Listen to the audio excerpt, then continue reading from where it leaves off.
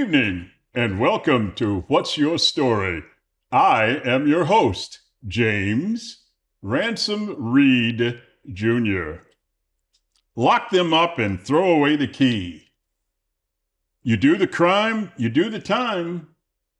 Dating back to antiquity, societies have struggled with the issue of crime and punishment. According to my Google search, the concept of an eye for an eye, known legally as lex talionis, or the law of retaliation, originates from ancient Babylonian law. Its earliest known written record is in the Code of Hammurabi, circa 1750 BCE, which was designed to cap retaliation and ensure that punishments were proportional to the crime. 27 states still impose the death penalty.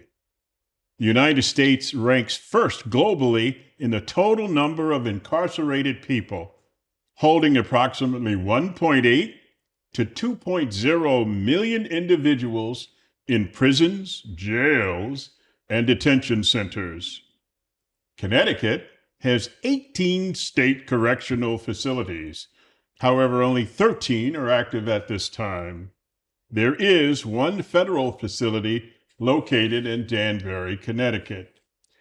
It costs the state of Connecticut approximately $164.01 per day, or nearly $60,000 per year, to house an individual in a state prison. Connecticut's first state prison is Old Newgate Prison and Copper Mine, located in East Granby, Connecticut. My guest today is Morgan Bengel. She is the curator and site administrator for Old Newgate Prison. Retaliation, rehabilitation versus dehumiliation. This is something that should concern us all. Welcome to the show, Morgan. Thank you, Jim. Wow, I'm glad you're here, and I got to give a shout out to the friends and the hubby and the kids for giving you the opportunity to be here today. Thank you. So I thank you.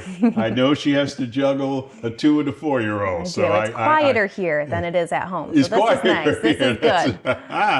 Well, let's get right to the interview here. Would you please tell our viewers a bit about yourself? Like, where did you grow up? Where did you attend high school and college? And what degrees do you have? Talk about your background. Easy. I was born in South Dakota, but I was raised fully in Michigan. I went to Ovid LC as my high school. It's 2 villages combined. It was very small. In Michigan. In Michigan. Yep, in Michigan. Think driving tractors to school kind of thing. Is that right? Yeah. So that was a great upbringing. And I went to college at the University of Michigan, where I got my degree in history and museum studies. So you're a Spartan. Go Blue. Wolverine. Wolverine. Exactly. Okay. Ann Arbor. Yep. Wait a minute. Aren't there Spartans out there? There is. You got it. Yeah. Yeah. Michigan State. Oh, okay. There we go. Yep. All right. So University of Michigan was my undergrad, and then I came out east to New England about 10 years ago in 2016. And I got my master's from Central Connecticut State University in public history, which is a great program. During that time, I took on my position at Old Newgate, and here we are in New England, loving it. So how was your life like at college? Were you like the typical college person, wondering what you're going to do and how you're going to do it? And when did you decide on a major and what that major would be? How did that work? Yeah. I would say I'm a little abnormal. I fell in love with history at a young age. Me too. I can remember standing on the Oregon Trail with my dad in 3rd grade, and it just clicked. History clicked. It made sense. It was easier than math, so kind of defaulted. It's easier than math. It's easier than math. It's right. more fun, right? It's people. It's the world around you a little bit easier. And so I fell in love with that, and I liked place. So I knew history was my path, and that's what I intended in undergrad. And while there, I worked at the Natural History Museum, the Children's Museum, and found that museums were this great combination of history and the public. I didn't really necessarily want to be in the archives all day, every day doing research, and Sure. I didn't really want to be in a classroom all day, every day, though I loved education. So I thought museums were a great blend. And that took me down the museum path, and I quickly realized, though museums are great, I didn't necessarily want to be at a natural history museum doing the sciences. I wanted to focus on history. And so that took me to public history as my master's, which is a great combination of, again, museums and preservation and offering history to the public, which has been my passion since I was young. So that brought me here, and I landed the position at Newgate and Did you fulfilling find a lot of women in your particular field? Good question. I would say that museum education in particular is women heavy, and that is the position I always held in various museums. I was at the New Britain Art Museum for a while as well, in their education department, and so that field is women-centric. Museums in general are, I would say. Do you know why that may be? I think education still tends to be women, but no, not necessarily. Now, you said something that really caught my attention, because so much of what happens to us as a child reflects in us as we grow older. Yeah.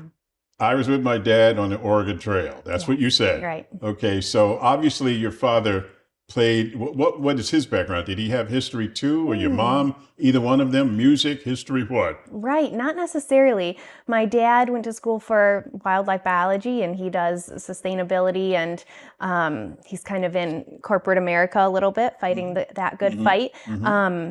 My mom gave me my love for horses, and so that's what we Oh, you're an equestrian, are you? Yeah, exactly. So I grew Really? up on a farm, and we did that. But my dad in particular, he always lived out of state from where I was, and so we traveled a lot with him, and we saw a lot of the world in that way. So I would say that's kind of where that came from. They both had a fascination for the world around them, so I just kind of fell into that.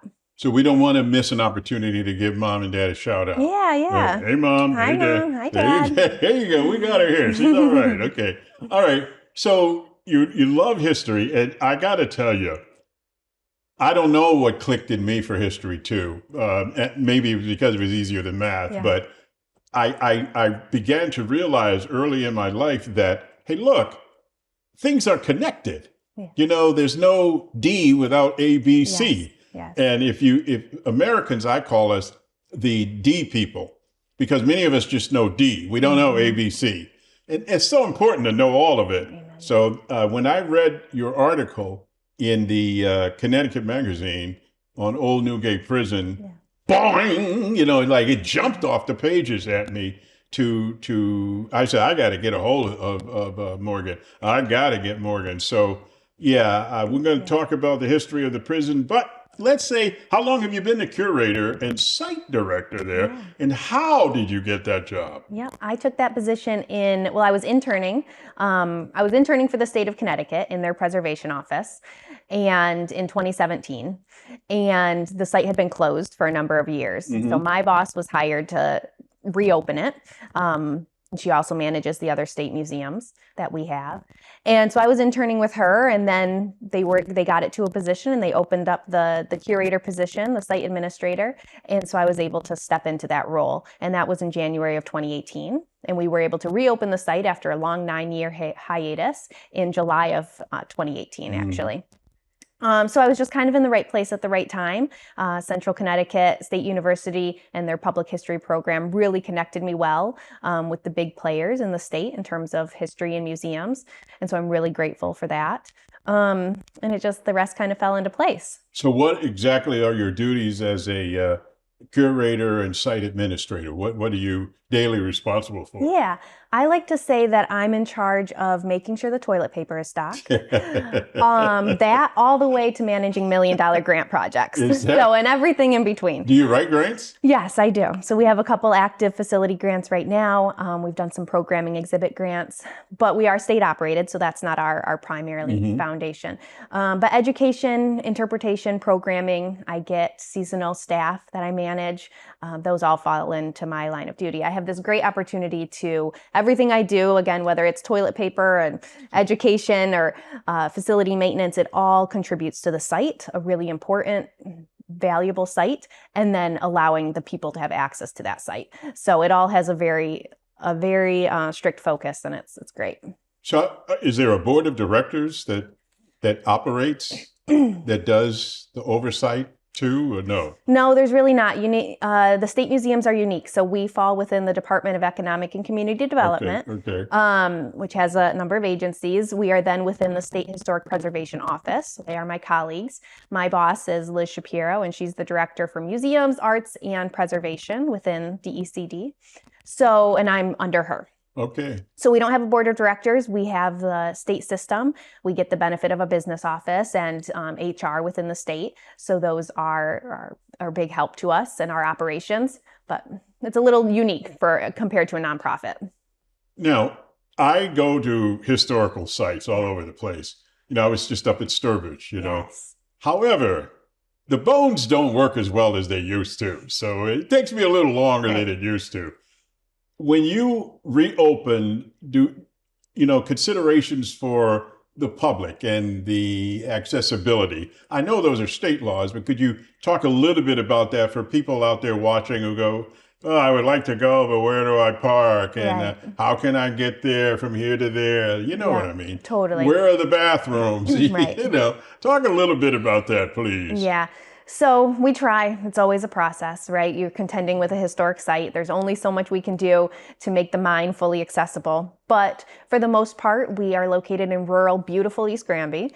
We have a parking lot, which we just got some new millings down, so it looks new in my mind, with some handicap spots. And then we have a couple paths that lead up. One is simply a ramp. And then we have a visitor center, which we've been putting some love into, again, with bathrooms, plenty of restrooms. Now, how far is it from the parking lot to the visiting center? That's a good question. You can see it right away. It's not a Sturbridge by any means. So let's see, 50 yards maybe up the path. That's pretty doable.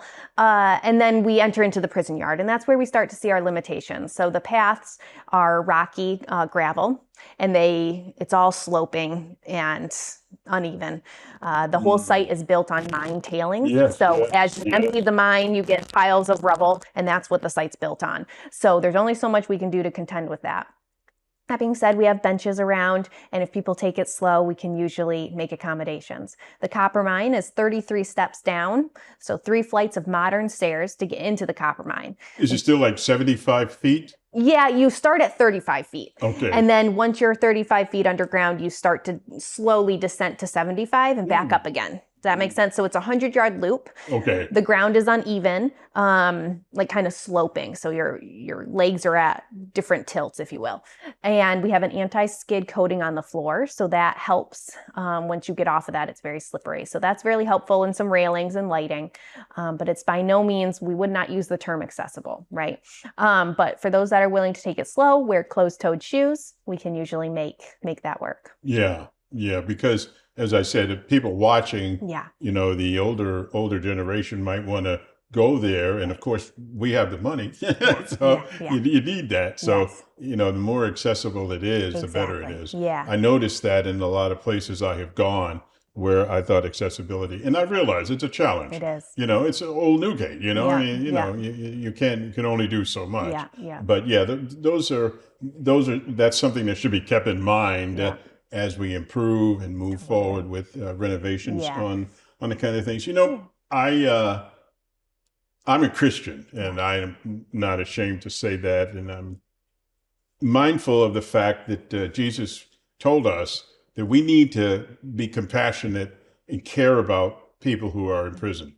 And we need to when we go visit them, we are taking care and visiting him. He said, I was in prison and you came to visit me. There's a philosophy that I hit on earlier: lock them up and throw away the key. They do the crime, they do the time.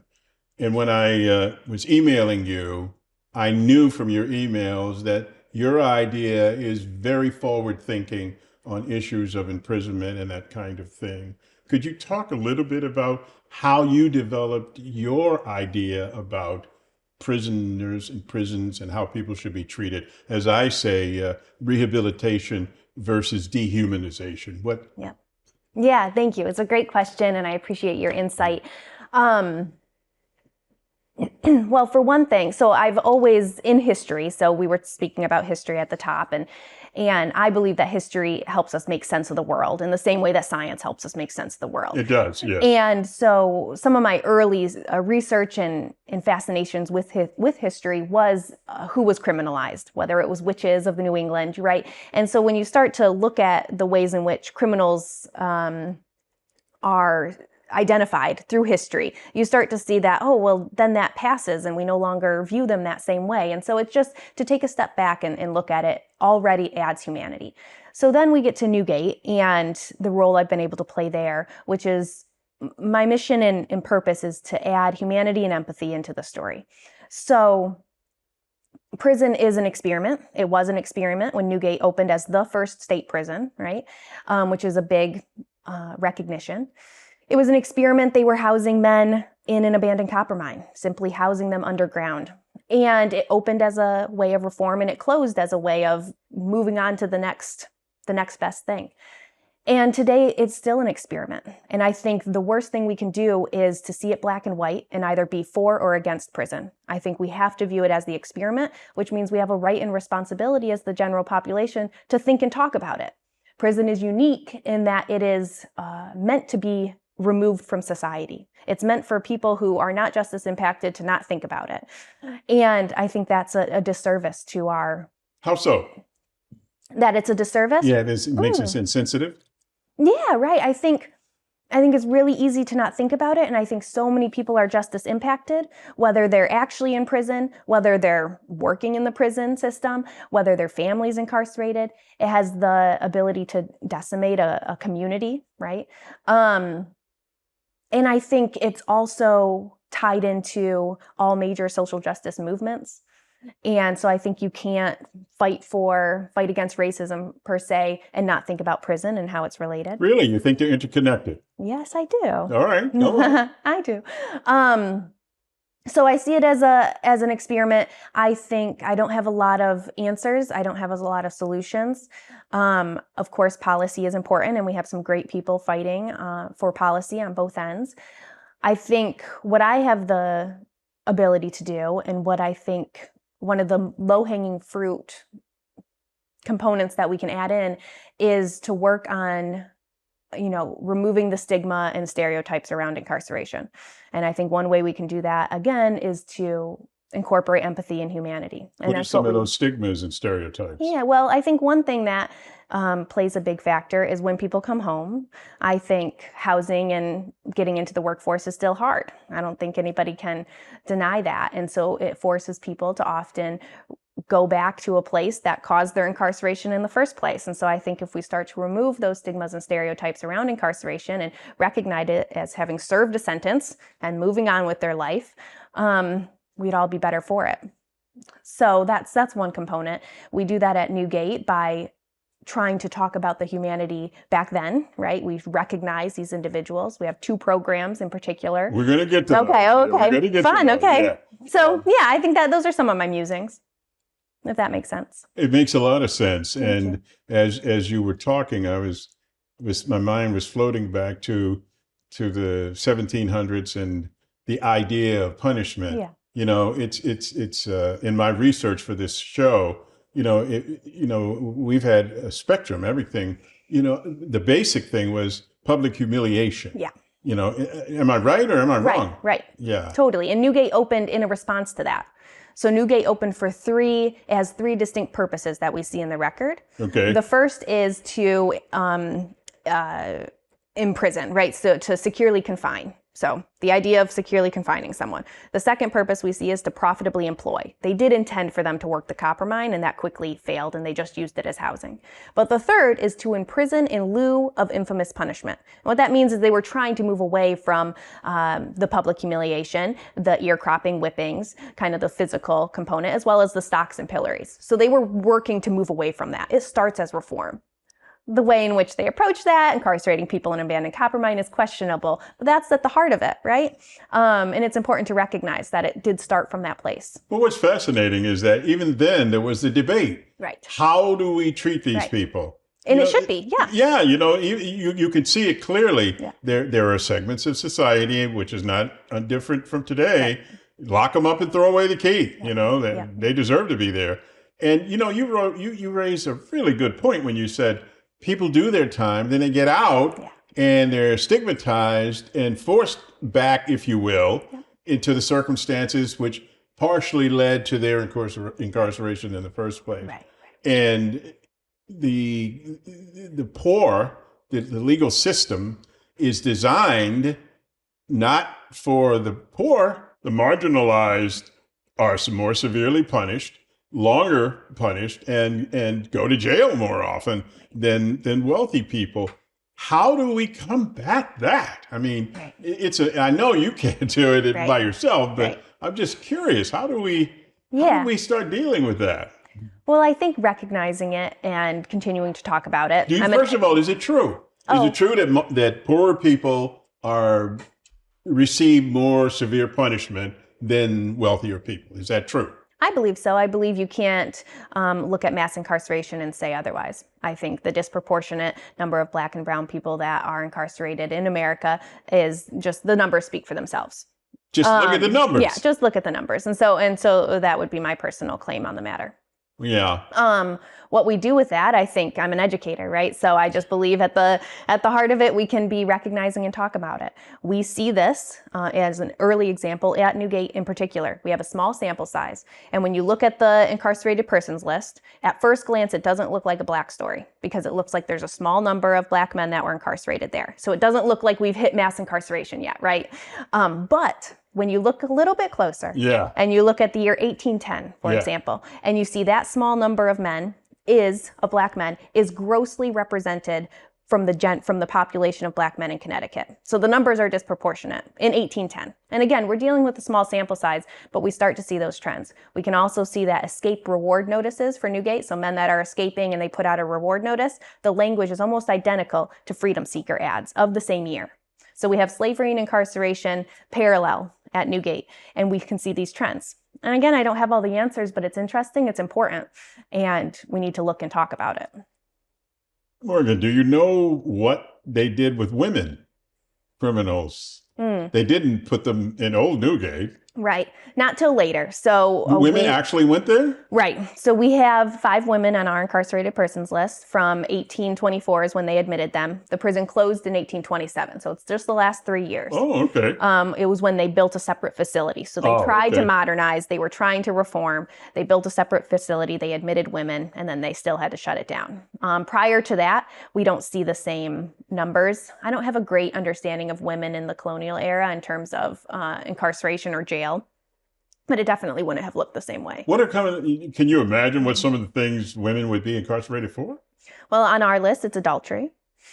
2. One is burglary, and 1 is murder of her husband. Wow. Yeah. Adultery. And murder and burglary. And burglary. Yep. So that's what we have on our list. And these were probably poorer women, I would imagine. I would imagine. Newgate's, again, unique in that a lot of these people would be lost to history if it weren't for their incarceration. So we're not dealing with the famous or the, easily signified. We're dealing with people that this is unique that we can even track them down. So we often don't have records before or after their incarceration, but we have this snapshot of their life. What's your most frustrating part of your job? Oh, wow. Just not enough time in the day. Not enough time in the day. Not enough time in the day. What is it? What gets under your skin the most? What is it? Oh, I'll tell you, probably facility maintenance.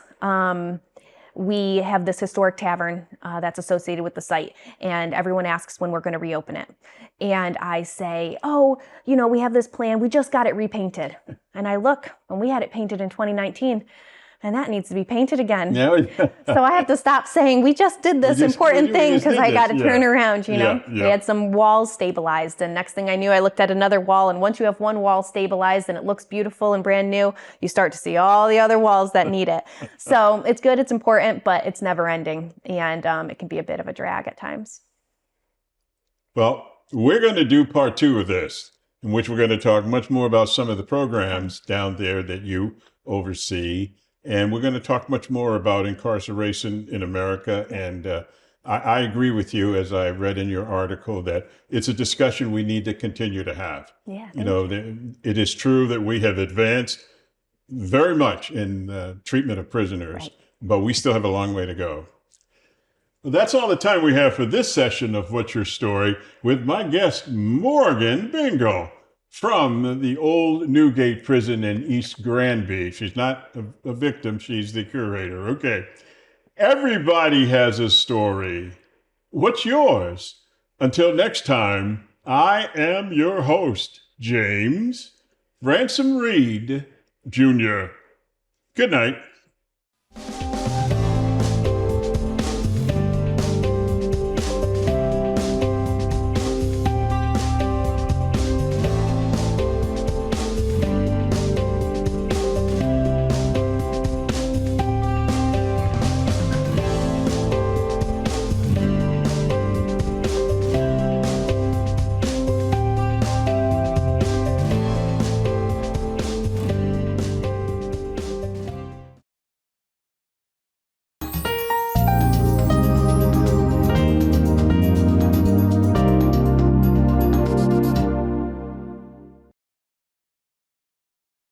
Memories are priceless and made to share, not rot away in a box. Preserve them at Nutmeg TV in Farmington. Convert tapes, photos, slides, and film to DVD or digital files to save on a computer, portable hard drive, or even smartphone for as low as $9.99. Share memories easily with friends and family on email or social media sites like Facebook. Surprise them with a holiday or birthday gift that keeps on giving. Unlike competitors who ship orders out, our work is done at Nutmeg TV in Farmington, keeping your memories safe, easy to view, easy to share, easy to enjoy. Call Nutmeg TV, 860-321-7405, or visit us online, nutmegtv.org. Nick Augustino right here at the East Side Restaurant. We always have the complete full dinner menu. Knockwurst, bratwurst, sauerbraten, potato pancakes, red cabbage, rice pudding, cream pies, all the desserts that Germany had to offer. I always do something different. Yes, I do. I brought seafood to the beer garden at the East Side Restaurant. East Side Restaurant, your German destination restaurant in Connecticut. Tiki-taka, hoy, hoy, hoy!